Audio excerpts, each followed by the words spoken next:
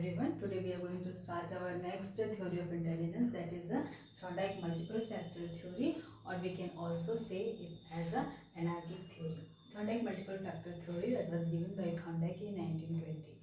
According to Thorndike, intelligence of any one person is highly particularized and highly independent. It's not dependent. ठीक है, उन्होंने क्या कहा था? उन्होंने ये कहा था कि पर्सन का जो इंटेलिजेंस है वो हाईली पर्टिकुलराइज होता है, यानी किसी किसी पर्सन के अंदर में, सभी पर्सन के अंदर में पर्टिकुलर टाइप ऑफ इंटेलिजेंस होता है और वो इंडिपेंडेंट होता है वो, and there is no similarity between them, उनके बीच में कोई सिमिलैरिटी नहीं होती है.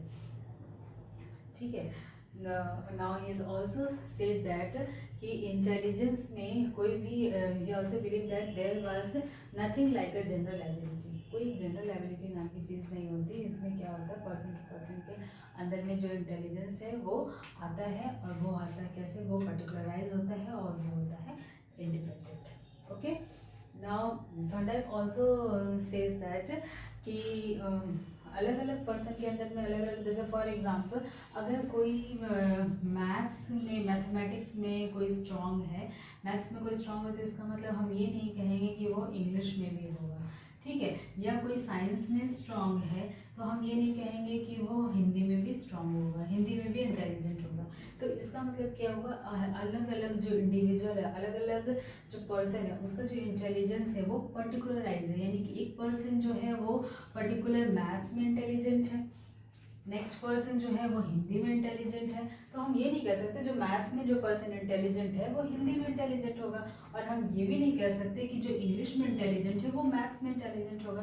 तो यही शो किया था, यही बताया था थॉर्नडाइक्स के मल्टीपल फैक्टर थ्योरी में कि पर्सन का जो इंटेलिजेंस है वो पर्टिकुलराइज होता है और वो इंडिपेंडेंट होता है. हर पर्सन के अलग अलग जो इंटेलिजेंस है वो पर्टिकुलराइज होते हैं और वो इंडिपेंडेंट होता है. And now Thorndike has given three types of intelligence. Three types of intelligence उन्होंने दिया था. फर्स्ट क्या दिया था उन्होंने, कंक्रीट इंटेलिजेंस दिया था. ठीक है. सेकंड क्या था, एब्स्ट्रैक्ट था, abstract intelligence. And third is your social intelligence. Now we are going to see one by one हम देखेंगे. सबसे पहला जो है कंक्रीट इंटेलिजेंस. इसमें जो है एक पर्सन का जो एबिलिटी है, ठीक है, कोई भी एक सिचुएशन को हैंडल करने की, वो यहाँ पर आएगी. वो एक एबिलिटी को, अपने सिचुएशन को वो देखता है और उसके अकॉर्डिंगली वो वर्क करता है, उसके सिचुएशन को हैंडल करने की कोशिश करता है. तो इसमें क्या है, इसमें एग्जांपल हम देखते हैं जैसे मेडिसिन का एग्जांपल. ठीक है. एक कैंसर का पेशेंट है, ठीक है, कैंसर पेशेंट है, तो वो क्या कर रहा है, वो अपनी सिचुएशन को बहुत ही अच्छी तरह से देख रहा है. इस जो अपना जो रियल सिचुएशन है कि मैं अब स्टेज 4 पे हूँ. ठीक है, स्टेज 4 में हूँ, तो मेरे लिए क्या क्या ज़रूरी है. मेरे लिए डॉक्टर ने कहा है कीमो भी ज़रूरी है, रेडियोथेरेपी भी ज़रूरी है.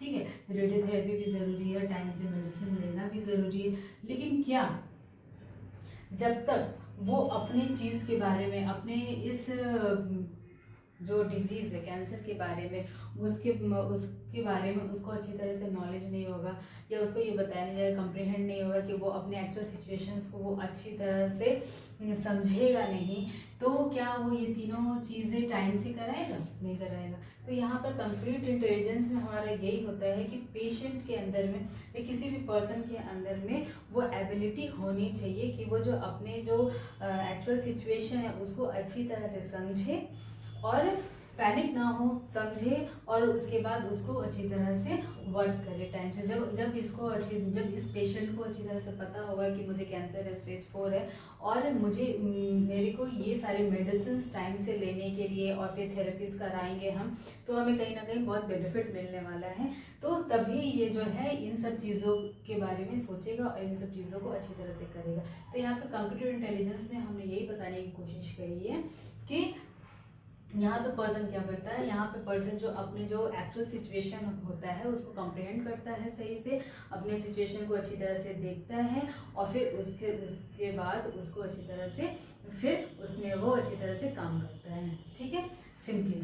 Now the second is your abstract. अब एब्स्ट्रैक्ट में क्या होता है, एब्स्ट्रैक्ट का एग्जाम्पल, पहले हम एग्जाम्पल लेते फिर मैं आपको बताती हूँ. एब्स्ट्रैक्ट का एग्जाम्पल जैसे कॉमेडियन है. ठीक है, कॉमेडियन है, ठीक है। कॉमेडियन क्या करते हैं, कॉमेडियंस क्या करते हैं, कॉमेडियंस जो है आपका अपने अंदर जो है इमेजिनेशन पावर लाते हैं, ठीक है, चीज़ों को इमेजिन करते हैं, फिर वो आपको रिप्रेजेंट करते हैं जिससे कि आपको हंसी आती है, ठीक है। तो ये आया कहाँ से, ये इमेजिनेशन, उसके जो थॉट्स है उसकी, ये कहीं ना कहीं वो तुरंत उसने सोचा, इमेजिनरी पावर उसके अंदर इतना स्ट्रांग होगा। तो इसमें क्या है, 5 जो सेंसेस है आपके मतलब एट अ टाइम वो प्रेजेंट होते हैं, जो 5 सेंसेस, आई, ईयर, नोज, स्मेल, ये सब इसमें वर्क नहीं करते। इसमें जो है इमेजिनरी थॉट्स आपको वो हेल्प करते हैं। तो इसमें एब्स्ट्रैक्ट थिंकिंग में क्या है कि आप कोई भी सिचुएशंस को कितना ब्यूटीफुली हैंडल कर सकते हो बाय योर इमेजिनेशन, या उसके अपने थॉट, एब्स्ट्रैक्ट थॉट्स वगैरह। तो यहाँ पर ये इंटेलिजेंस होता है। Now the next is social intelligence. अब social intelligence is very important intelligence. Social intelligence में क्या होता है, यहाँ ये क्या करता है, ये एबिलिटी करता है to understand yourself also, आपको अपने आपको खुद आपको समझने में हेल्प करता है और दूसरों को समझने में भी हेल्प करता है। मतलब ये सिचुएशन से सोशल इंटेलिजेंस ही है जो आप जिसके द्वारा, जिसके हेल्प से आप क्या समझते हो, आप खुद को भी समझते हो, दूसरा पर्सन कैसा आपके साथ बिहेव कर रहा है ये भी समझते हो, आपको सोसाइटी में कैसे रहना चाहिए ये भी आप समझते हो। तो ये सोशल इंटेलिजेंस ही है जिसके थ्रू हम ये सारी चीज़ें समझते हैं। तो Thorndike has given 3 type of intelligence. Now we will see the 4 type of attributes that was given by Thorndike. That are 4 types of attributes are 4 type of attribute भी उन्होंने दिया था, ठीक है। 4 type of attribute जो उन्होंने दिया था, क्या दिया था, लेवल दिया था। Second is your, first is your level, second is your range, third is your area and fourth is your speed, ठीक है। अब इसमें क्या हुआ था, इसमें कोई भी इंटेलिजेंस को टेस्ट करने के लिए, हम क्या करेंगे, हम कोई एक सिचुएशन दे देंगे या हम कोई एक टेस्ट बनाएंगे, ठीक है। तो उसमें टेस्ट में क्या होगा, हमारे सबसे पहला आता है लेवल, ठीक है। टेस्ट हमने बनाया, यानी कि सबसे पहले हमने उसका एरिया डिसाइड कर दिया। टेस्ट बनाने के सबसे पहले हमने एरिया डिसाइड कर दिया कि इस तरह से होना चाहिए। अब उसके अंदर क्या होगा, उसके अंदर लेवल्स होंगे। लेवल्स में क्या होगा, लेवल्स में जैसे कि लेवल 1 हो गया, फर्स्ट लेवल, 2 लेवल, 3 लेवल, ये सारी चीज़ें 3 लेवल हो गया। तो इसमें क्या हुआ, लेवल में हमने डिफिकल्टी टेस्ट करी, यानी कि किसी पर्सन का इंटेलिजेंस हमने कैसे टेस्ट किया। सबसे पहला टेस्ट करने की ये जो 4 एट्रीब्यूट्स है, इसमें सबसे पहला क्या आया है, उसकी डिफिकल्टी लेवल टेस्ट करी। फर्स्ट लेवल उसने कंप्लीट कर दिया, then second level difficulty test करी, थर्ड लेवल डिफिकल्टी टेस्ट करी। फिर क्या करा हमने, डिफिकल्टी तो है, डिफिकल्टी के बीच में हमने एक रेंज भी बना दी कि डिफिकल्टी, फर्स्ट लेवल की डिफिकल्टी इतने से इतने रेंज में होनी चाहिए, सेकंड लेवल की डिफिकल्टी 20 से 30 में होनी चाहिए, इस तरह से। फिर हमने थर्ड चीज़ हमने क्या मेंशन करी, उसके साथ में हमने उसके साथ में मेजर करा कि वो कितना रैपिडली, कितना जल्दी वो काम कर सकता है इंटेलिजेंस में। जो हमने एक एरिया डिसाइड करा, हमने कोई भी टेस्ट के लिए कोई भी एक पर्टिकुलर टेस्ट हमने डिसाइड करा, तो उसमें हमने सबसे पहले क्या किया, लेवल्स को डिसाइड किया, लेवल की डिफिकल्टीज को देखा, और फिर उसका क्या किया, हमने उसके रेंज को डिसाइड कर दिया कि रेंज के लिए क्या हमें यहाँ से यहाँ तक इतना रेंज होना चाहिए। हर लेवल और डिफिकल्टीज के अपने अलग अलग रेंज होते हैं। हम कोई एक तो नहीं करते, जैसे हम लोग सुडोकू खेलते हैं, तो सुडोकू में क्या होता है, हमारा हायर रेंज भी होता है, लोअर रेंज भी होता है, मिडिल रेंज भी होता है। हर लेवल्स के, जैसे फर्स्ट सेकंड थर्ड लेवल्स हो गए, तो उसके अलग अलग रेंजेस भी होते हैं। तो हमने रेंज डिसाइड किया। अब रेंज का हो गया, रेंज के बाद में हम क्या देखेंगे कि हमने कितने स्पीड में वो काम किया, ठीक है, हमने कितने स्पीड में उस टेस्ट को फिनिश किया। तो हम ये चीज़ जो इंटेलिजेंस की थ्योरी, इंटेलिजेंस हम मेज़र करते हैं, इंटेलिजेंस टेस्ट मेज़र करते हैं, इंटेलिजेंस टेस्ट में यूज़ होता है। तो इसमें हम ये चारों चीज़ों का, ये 4 एट्रीब्यूट्स हैं जिसका हम यूज़ करते हैं। क्या क्या है, लेवल्स हैं, रेंज है, एरिया है ना, स्पीड है, जैसे मैंने आपको बताया। फॉर एग्जांपल जैसे हम कोई भी एक गेम खेल रहे हैं, तो गेम में हमें क्या है, गेम का पहले वो एरिया डिसाइड होगा कि किस एरिया में, किस फील्ड में हमें गेम खेलना है। ठीक है। फॉर एग्जांपल आपका हो गया कि हमें नंबर सिस्टम ही खेलना है, नंबर सिस्टम खेलना है, तो हमने एरिया डिसाइड करिए, नंबर सिस्टम खेलना है। नंबर सिस्टम में हमारा लेवल्स हो गया, first second third fourth level हो गया। अब उस लेवल्स में भी रेंज होगा कि इस फर्स्ट लेवल में इतने से इतना रेंज होना चाहिए, सेकंड लेवल में इतना से इतना रेंज होना चाहिए। अब रेंज, अब आपने लेवल्स भी कंप्लीट, 3-4 लोग जैसे अलग अलग इंडिविजुअल कर रहे हैं, तो उसका अलग अलग लेवल्स हो गया, फिर रेंज हो गया। फिर हम लास्ट में जज कैसे करेंगे कि किसने कितना कम टाइम लिया, तो जो सबसे कम टाइम लिया ही और शी इज मोर इंटेलिजेंट। ठीक है, तो हम इसी तरह से कोई भी इंटेलिजेंस टेस्ट को हम परफॉर्म कर सकते हैं by using this four attributes, and there are 3 type of intelligence: concrete, abstract and the social intelligence. अब इस थॉर्नडाइक ने क्या बताया, थॉर्नडाइक ने ये थ्योरी जो है थॉर्नडाइक की, ये हमें कहाँ कहाँ हेल्प करती है, ये भी देख सकते हैं कि कैसे नॉलेज टेस्ट कर सकते हैं, knowledge of types of intelligence.